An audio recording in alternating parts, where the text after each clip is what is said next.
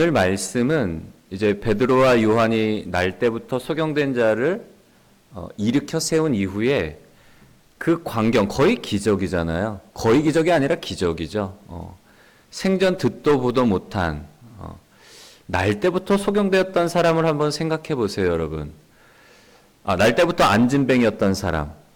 그러면 그 사람은 한 번도 걸어본 적이 없기 때문에 이 하체가, 두 다리가 거의 나무젓가락 같단 말이에요. 발달이 안 됐기 때문에. 그런데 그 나무젓가락과 같았던 그 사람의 다리에 힘줄이 돋고 근육이 생기고 갑자기 한순간에 뛰어 일어서 걷게 되었다는 거. 얼마나 놀라운 기적이에요. 사람들이 그 기적을 보고 놀라워하면서 베드로와 요한을 주목할 때에 오늘 이 말씀은 베드로의 설교에 사람들 앞에서 어찌하여 우리를 주목하느냐. 우리가 마치 이 일을 일으킨 것처럼 우리는 한계 없다. 당신들이 본 것처럼 누구의 이름으로 이 기적이 일어났다는 거예요? 예수의 이름으로 이런 기적이 일어났다는 거예요. 그러면서 그 자리에서 솔로몬 행각에서 사람들에게 베드로가 복음 설교를 하는 거예요. 복음의 핵심인 예수 그리스도. 여러분, 우리가 4월의 주제가 복음인데 복음의 핵심은 누구예요? 예수 그리스도란 말이에요. 우리가 삶 살아가면서 이제 전도를 하잖아요. 특별히 이제 선교 여행을 간다거나 아니면 뭐 어떤 전도를 할 때에 많이 이용하는 소책자가 있죠. 혹시 사형리라고 들어보셨나요? 네. 네 가지 영적인 원리. 이 네 가지 영적인 원리를 가지고 복음을 전하고 사람들에게 예수님을 영접하도록 우리가 그렇게 전도 훈련을 받고 전도를 하는데 이 사형리 안에는 네 가지 영적인 원리가 담겨 있어요. 우리 같이 한번 읽어볼까요? 네, 제1원리 시작. 하나님은 당신을 사랑하시며 당신을 향한 놀라운 계획을 가지고 계십니다. 네, 제2원리. 사람은 죄에 빠져 하나님으로부터 떠나 있습니다. 제3원리. 예수 그리스도는 사람의 죄를 해결할 수 있는 유일한 길입니다. 제4원리. 그러므로 우리 각 사람은 예수 그리스도를 나의 구주, 나의 하나님으로 영접해야 합니다. 아멘. 여러분, 이게 사영리에서 다루고 있는 네 가지 영적인 원리예요.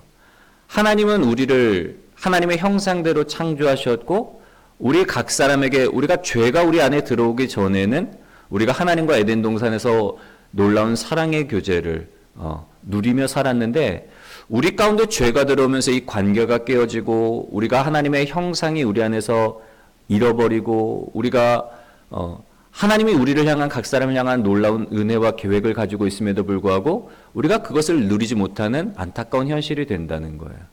근데 하나님이 우리를 사랑하사 누구를 보내주시는가 하면 예수님을 보내주셔서 창세전부터 가지고 계셨던 하나님의 그 은혜와 계획 그리고 사랑의 교제 속으로 우리를 이끌어 주신다는 거예요.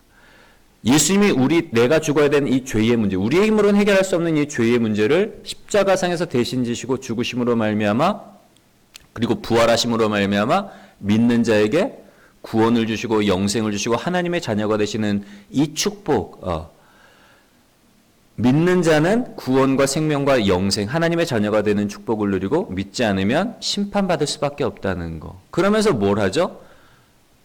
영접하시겠습니까? 그리고 구원받기 원하면 그냥 믿기만 하면 된다고. 그러면서 저를 따라서 구원받기 원하며 생명 얻기 원하고 영생을 얻기 원하고 하나님의 자녀가 되기를 원하시면 저를 따라서 같이 기도하시죠 하고 결신기도하고 영접시키잖아요.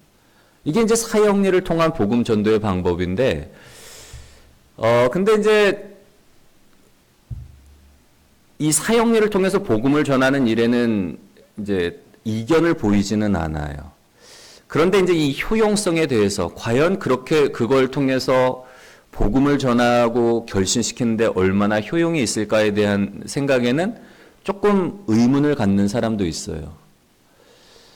왜냐하면 굉장히 기계적으로 우리가 전하잖아요. 기계적으로 전하고 저를 따라서 고백해 주시기 바랍니다. 그리고 앵무새같이 따라하기는 하는데 실제로 삶에서는 변화가 일어나지 않기 때문에 실제로는 삶에서는 예수님을 믿고 예수님을 따르지 않기 때문에 과연 그런 복음 전도가 얼마나 효용성이 있냐 이제 그런 의문을 갖는 사람들이 있는 거죠.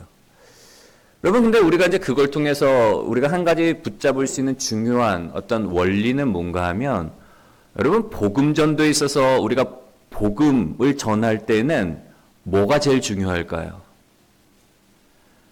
복음의 핵심인 예수 그리스도 앞에서 내가 인격적으로 서 있는 게 중요한 거예요. 단순히 기계적으로 내가 듣고 기계적으로 따라해서 내가 구원을 받는 게 아니라 내가 인격적으로 복음의 실제이신 예수 그리스도 앞에 서고 인격적으로 내가 그분을 나의 구주로 영접하고 그리고 영접한 이후의 변화의 삶, 내가 이제 거듭났기 때문에 과거에 나는 죽었기 때문에 그리스도 예수 안에서 새로운 생명을 받은 그 기쁨과 감격과 은혜를 가지고 살아가는 이 결단의 삶. 단순히 기계적으로 읽고 따라했고 뭐 공식을 했기 때문에 어떤 절차를 밟았기 때문에 구원을 보장받는 게 아니라 여러분 신앙은 실제잖아요. 실제이신 예수 그리스도 앞에 서고 실제이신 예수 그리스도를 만나고 실제이신 예수 그리스도와 동행하며 예수님을 닮아가는 그게 복음의 삶이기 때문에 여러분 이 사형리를 통해서 우리가 붙잡을 수 있는 원리 중에 한 가지는 그거예요. 복음의 실제 앞에 서야 된다는 거. 오늘 말씀을 통해서 우리가 두 가지를 좀 살펴보려고 하는데요. 우리가 복음의 실제이신 예수 그리스도 앞에 서게 될 때에 우리는 필연적으로 두 가지를 직면하게 돼 있어요. 오늘 말씀을 통해서 우리가 복음의 실제이신 예수 그리스도 앞에 서게 될 때에 직면하는 두 가지가 뭔가? 첫 번째는 뭔가 하면 같이 한번 읽어볼까요? 시작. 나의 죄악된 실체와 마주하게 됩니다. 여러분 복음의 실제이신 예수님 앞에 서게 될 때에 우리가 필연적으로 마주하는 건 뭔가 하면 우리의 죄악된 실체인 거예요. 사형리에서도 중요하게 다루고 있는 내용 중에 이 원리가 뭐죠? 뭐를 다루고 있어요, 여러분? 죄의 문제.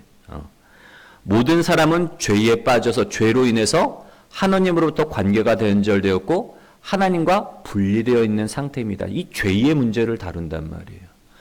복음에 있어서 죄의 문제를 다루지 않고 우리가 복음을 논할 수가 없는 거예요. 왜냐하면 죄의 문제가 예수 믿기 전에 우리의 실제이고 실체이기 때문에. 여러분 왜 예수님이 필요해요? 예수님이 왜 자기가 필요하다고 말씀을 하시는 거예요? 건강한 사람에게는 의사가 필요 없지만 병든 자에게라야 의원이 필요하다. 예수님이 바리새인들과 서기관들에게 질타하시면서 그렇게 말씀을 하시잖아요. 예수님이 이 땅에 오셔서 하셨던 일 중에 한 가지는 뭔가 하면 철저하게 사람들을 죄인 만드신 거예요. 의인이라고 자처하던 사람들, 바리새인들, 서기관들, 율법학자들, 제사장들. 이 사람들이 왜 자기를 의인이라고 생각을 했죠? 자기들은 날 때부터 아브라함의 자손이요 할례받았고 하나님이 주신 율법을 어려서부터 배우고 자라면서 지켜 행했기 때문에 자기들은 육체적으로도 혈통으로나 또한 종교법으로나 완벽한 의인이라는 거예요. 지금 당장 죽어도 천국 갈 수 있다는 거예요. 근데 예수님은 오셔서 뭘 하시는 거예요, 여러분? 죄인 만들었단 말이에요. 자부하지 마, 자신하지 마. 모든 사람이 죄를 범하였음에 하나님의 영광에 이르지 못하였더니 지금 너희들의 상태를 가지고는 하나님의 나라에 갈 수 없다는 거예요. 죄인이기 때문에. 죄의 문제가 해결되지 않았기 때문에. 율법을 지켜 행함으로 스스로 의인이라고 생각했던 사람들의 어떤 환상을 철저하게 깨시잖아요. 진짜 하나님의 기준, 의의 기준을 예수님은 산상순을 통해서 말씀을 하세요. 너희는 스스로 내가 가늠한 적도 없고 도적질한 적도 없고 하나님의 것을 떼어먹은 적도 없고 나 그래서 하나님도 사랑하고 이웃도 난 사랑했다. 나 율법 다 지켜 행했습니다. 그렇게 자부하는 사람들에게 예수님이 뭘 갖다 드리시는 거예요? 마음으로. 누구든지 마음으로 남의 물건을 보고 탐심을 품은 것만으로도 이미 도적질한 것이요. 누구든지 형제를 바라보고 미워하고 막 마음속에서 막 어떤 칼을 품고 저주하는 것만으로 이미 살인하였다고 말씀하시고 어떤 정욕의 마음을 가지고 여인을 바라본 것만으로 이미 간음하였다고 하시니까 마음으로 품은 생각을 가지고 이야기를 하시니까 죄인이 아닌 사람이 없는 거예요. 그게 하나님의 기준이란 말이에요. 의의 기준이 우리가 생각하는 기준보다 훨씬 높은 거예요. 그 하나님의 의의 기준으로 비춰보면 구원받을 사람이 아무도 없는 거예요. 다 죄인이고 다 심판받고 다 죽어야 되는 거예요. 그래서 깨닫는 게 뭐예요? 내 힘으로는 도저히 구원받을 수가 없구나. 제가 예전에 좀 아파서 병원에 있었던 적이 있는데 이제 의사 선생님들이 아침에 이렇게 회진을 하시잖아요. 그러면 대부분 친절하게 얘기를 해주세요. 아, 오늘 몸 상태 좀 어떠세요? 아, 경과가 좋네요. 아, 잘하고 계세요. 좋은 얘기 하시는데 유독 이제 제 같은 그 병실 안에 있는 분 중에 한 분한테는 이 선생님이 굉장히 막 야단을 치시더라고요. 막 다른 분한테는 굉장히 친절하게 하시는데 한 분한테는 막 야단을 치시는 거예요. 왜 그런가 봤더니 이 환자분이 의사의 지시를 따르지 않고 자꾸 자기 마음대로 하는 거예요. 의사 입장에서 봤을 땐 그러면 치료가 안 되는데 환자는 자기가 자꾸 의사의 어떤 말을 듣지 않고 지 멋대로 하니까 선생님이 이 환자에 대해서만큼은 좋은 얘기를 할 수가 없는 거예요. 야단치고 그렇게 하면 큰일 난다고. 여러분, 병의 치료를 위해서는 반드시 필요한 과정이기 때문에 의사가 그렇게 강하게 이야기할 수밖에 없는 거예요. 여러분, 예수님께서도 마찬가지인데요. 대부분의 사람들에겐 예수님이 사랑으로 다가가세요. 심지어는 세리와 죄인들과 사람들이 막 손가락질하는 그 사람들에게도 같이 들어가서 먹고 마시고 즐거워하고 복음을 전하시는데 유독 서기관들, 바리새인들, 율법 학자들에 대해서는 강하게 이 독사의 자식들아 독서를 퍼부어가면서 하셨던 이유가 뭐예요? 그들도 예수님이 필요한 영혼이기 때문에 예수님을 통하지 않고는 그 누구도 하나님의 나라에 이를 수 없기 때문에 그래서 예수님께서 더 강력하게 말씀을 하셨던 거예요. 오늘 베드로의 설교 가운데서도 보면 베드로가 사람들의 죄를 지적을 하는 모습을 드러내는 모습을 볼 수가 있는데 13절부터 15절의 말씀을 우리 한번 읽어볼까요? 특별히 빨간색 부분을 여러분 신경 써서 한번 읽어보시기 바랍니다. 13절부터 읽습니다. 시작. 아브라함과 이삭과 야곱의 하나님 곧 우리 조상의 하나님이 그의 종 예수를 영화롭게 하셨느니라. 너희가 그를 넘겨주고 빌라도가 놓아주기로 결의한 것을 너희가 그 앞에서 거부하였으니 너희가 거룩하고 의로운 일을 거부하고 도리어 살인한 사람을 놓아주기를 구하며 생명의 주를 죽였도다. 하나님이 죽은 자 가운데서 그를 살리셨으니 우리가 이 일의 증인이라. 아멘. 여러분, 지금 이 자리가 어떤 자리인 거예요? 나면서부터 안진뱅이 된 사람이 일어났던 기적을 보고 놀라워하고 신기하고 하나님을 찬양하는 사람들에게 베드로가 예수 그리스도를 전하는 복음 설교하는 그 현장이란 말이에요. 예수님을 전하면서 지금 베드로가 뭐라고 사람들에게 이야기하고 있어요? 너희가 예수 그리스도 메시아, 하나님이 보내신 그 구원자 메시아를 너희가 알아보지 못하고 너희가 그를 거부했을 뿐만 아니라 너희가 예수를 이방인의 지도자인 빌라도에게 넘겨주어서 너희가 그를 죽게 했다는 거예요. 너희가 죄인이라는 거예요. 여러분, 우리가 복음의 문제에 있어서 정말 중요한 내용이 있는데요. 죄인됨을 깨달아야 되는 거예요. 우리가 사형례를 가지고 복음을 전할 때 죄에 대한 이야기를 할 때에 물어봐요. 살아가면서 죄 짓지 않으신 적 있냐고. 그러면 사람들이 뭐라고 얘기를 할까요? 다 죄인이라고 인정을 해요. 형제를 미워하기도 했고 남의 물건을 탐하기도 했고 실제로 어떤 죄를 저지르기도 했고 본인들이 잘 알잖아요. 양심상. 내가 사람들이 거의 보통 사람들이 보편적으로 자기가 죄인인 걸 아는 거예요. 근데 이 죄는 누구와의 관계 속에서 범한 죄들인 거예요? 주로 사람들과 사이에서. 여러분, 그런데 우리가 정말 짚고 넘어가야 될 부분은 뭔가 하면 우리는 사람들과의 관계 속에서도 죄를 범하지만 가장 큰 죄 누구에게 범했을까요? 하나님. 아담과 하와 때부터 가장 큰 죄가 어떤 죄인가 하면 하나님께 범죄한 거예요. 하나님을 거부하고 하나님의 왕되심을 부정하고 내가 스스로 왕되기를 원하여서 불순종하고 죄를 범하고 그로 인해 하나님과의 관계가 깨어지고 하나님의 자녀가 아니라 이제는 우리가 뭐가 되는 거예요? 하나님 편에서 하나님의 원수가 되었단 말이에요. 우리가 죄인이라고 할 때 사람들이 그냥 사람들과의 사이에서 지은 죄만을 생각하고 죄인이라고 우리가 그렇게 생각하지만 가장 큰 문제는 뭐예요? 우리가 하나님께 죄를 범하는 거예요. 하나님과의 관계가 단절되고 하나님의 원수가 되고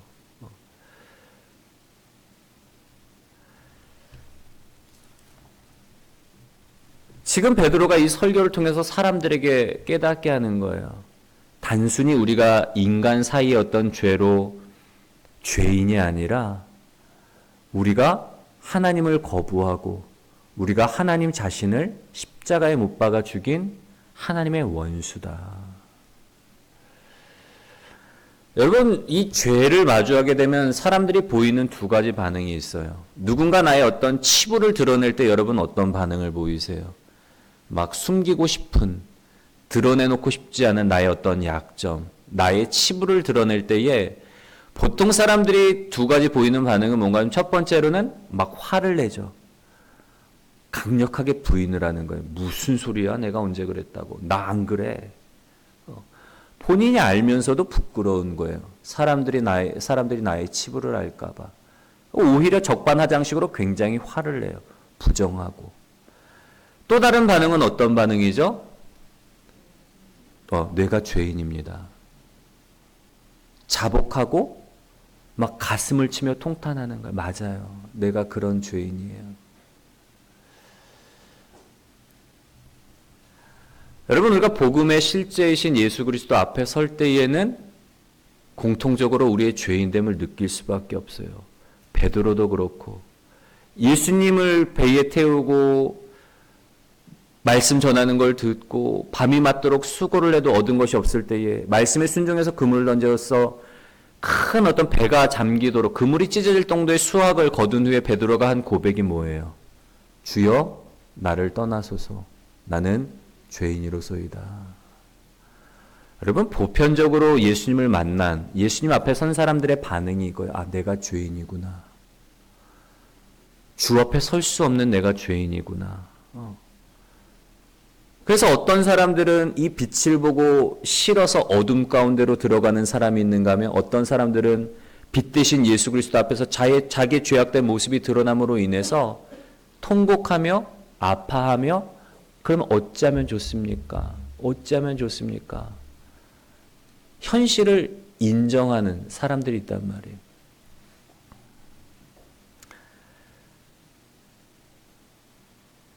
여러분, 복음의 실제인 예수 그리스도 앞에서 나의 죄악된 실체를 마주하실 때 여러분 부정하거나 부인하지 마시고 인정하시고 주님 앞에 나아가시는 복된 저와 여러분들이 되시기를 주님의 이름으로 간절히 소원합니다.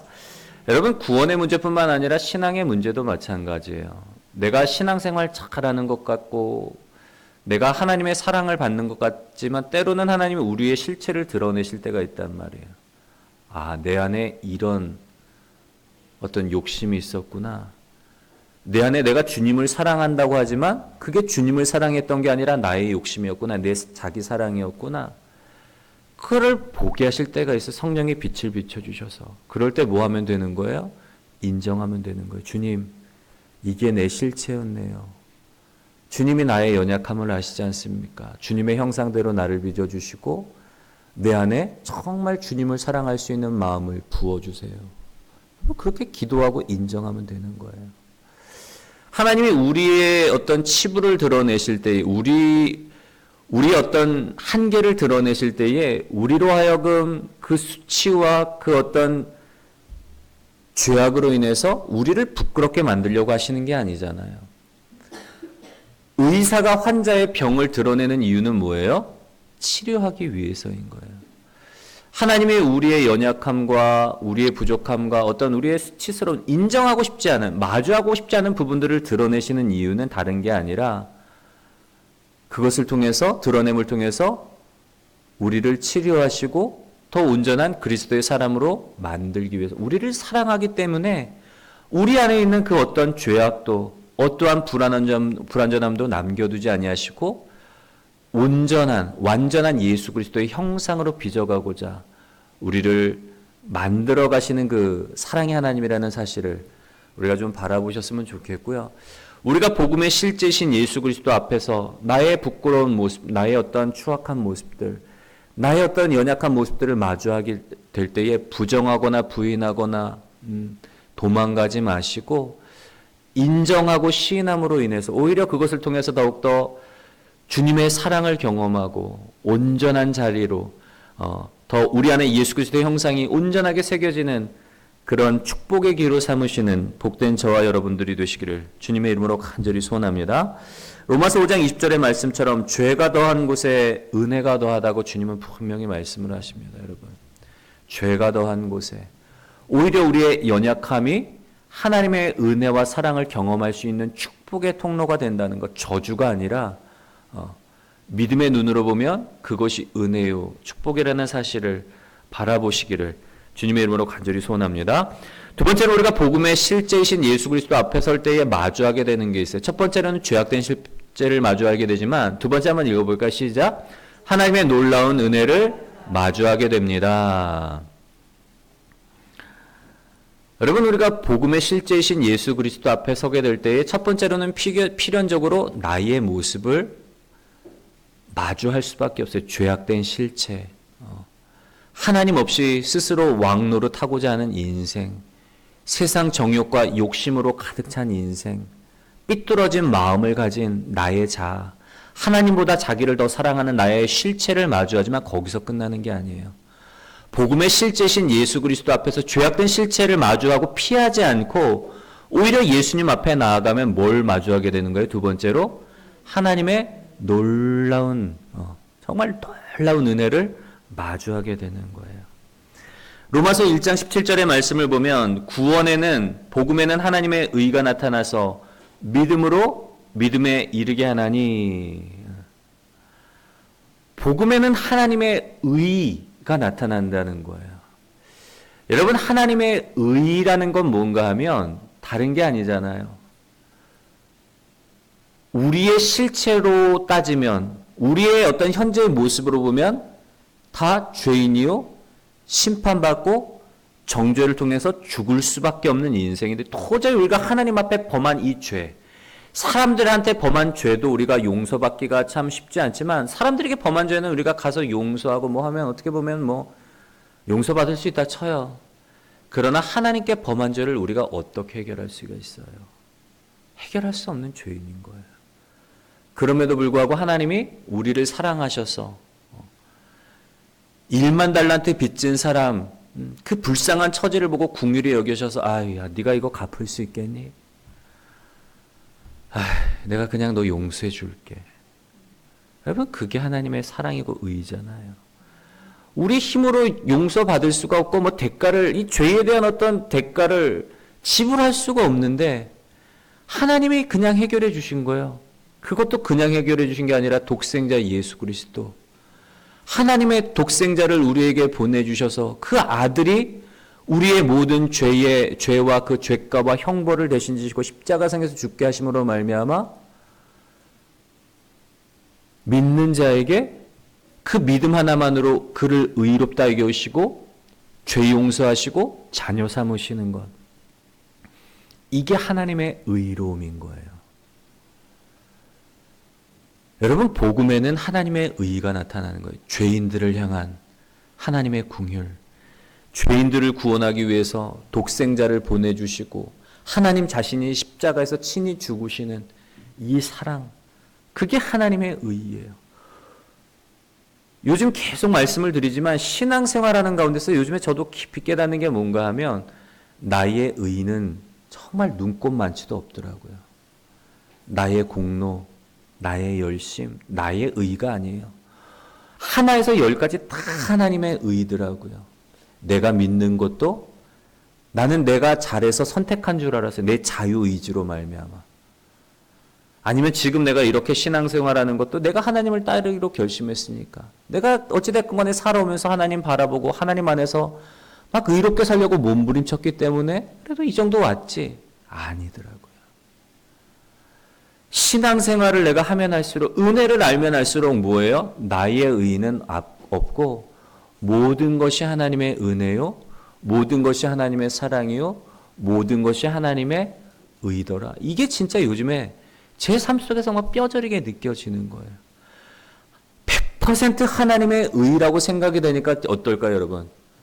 더 감사가 넘쳐나는 거예요. 그 은혜. 와, 진짜 하나님의 은혜가 놀라울 따름이구나. 여러분 13절, 15절, 18절의 말씀을 우리 한번 읽어보겠습니다. 우리 반복되는 말씀인데 빨간색 글씨, 아까는 좀 반대였어요. 우리의 죄를 지적하는 부분이었다면 빨간색이 좀 반전이 되죠. 13절, 15절, 18절 읽습니다. 시작. 아브라함과 이삭과 야곱의 하나님 곧 우리 조상의 하나님이 그의 종 예수를 영화롭게 하셨느니라. 너희가 그를 넘겨주고 빌라도가 놓아주기로 결의한 것을 너희가 그 앞에서 거부하였으니 생명의 주를 죽였도다. 그러나 하나님이 죽은 자 가운데서 그를 살리셨으니 우리가 이 일의 증인이라. 그러나 하나님이 모든 선지자의 입을 통하여 자기의 그리스도께서 고난받으실 일을 미리 알게 하신 것을 이와 같이 이루셨느니라. 아멘. 여러분, 하나님이 이미 선지자들 통해 예수 그리스도를 계시해 주셨어요.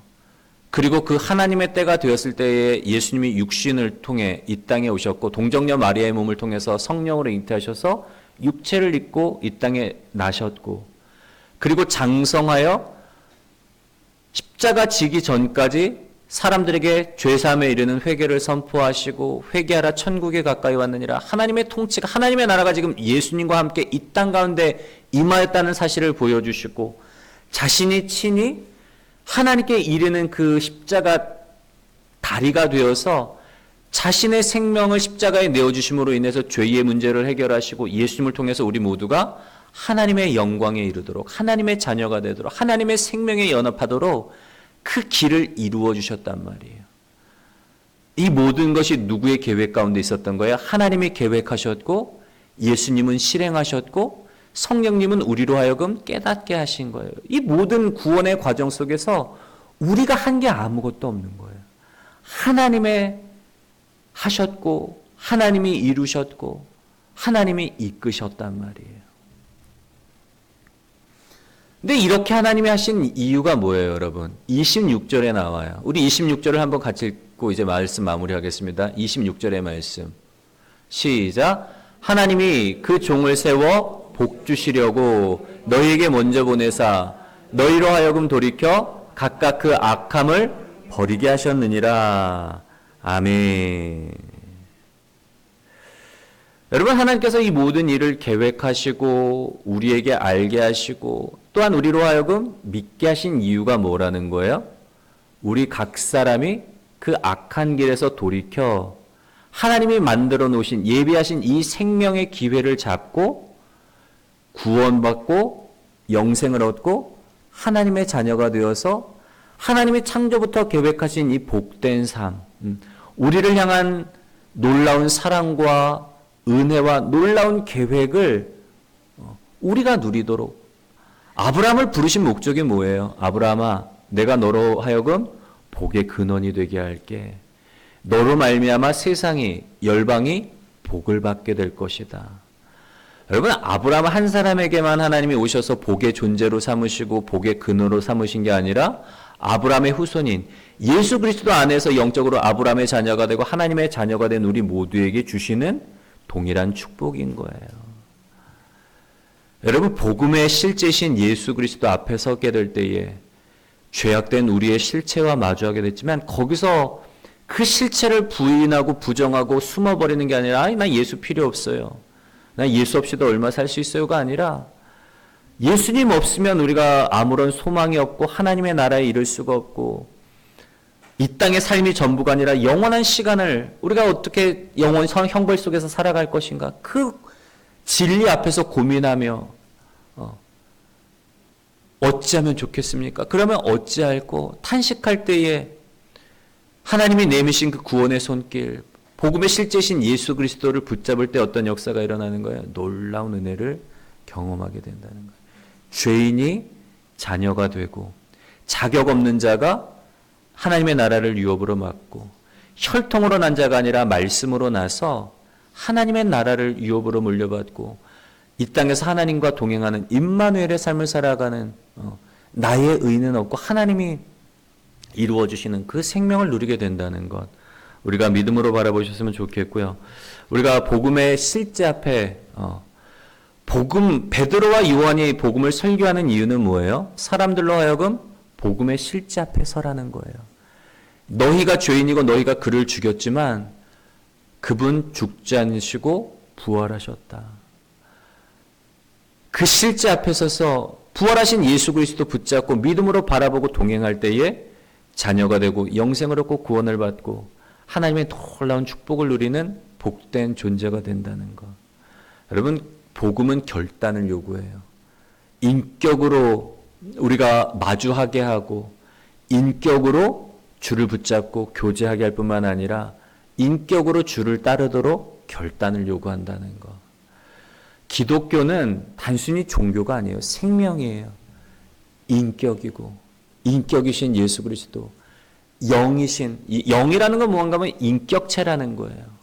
볼 수는 없지만 살아계신 하나님, 영으로 우리와 함께 하신 하나님 앞에 우리가 날마다 나아가고 그 복음의 실제 앞에서 우리도 전심으로 주님과 교제하고 주님 안에 거하고 주님을 사랑함으로 말미암아 하나님이 창조 때부터 계획하신 원복의 삶을 살아가시는 그런 복된 저와 여러분들이 되시기를 주님의 이름으로 간절히 소원합니다.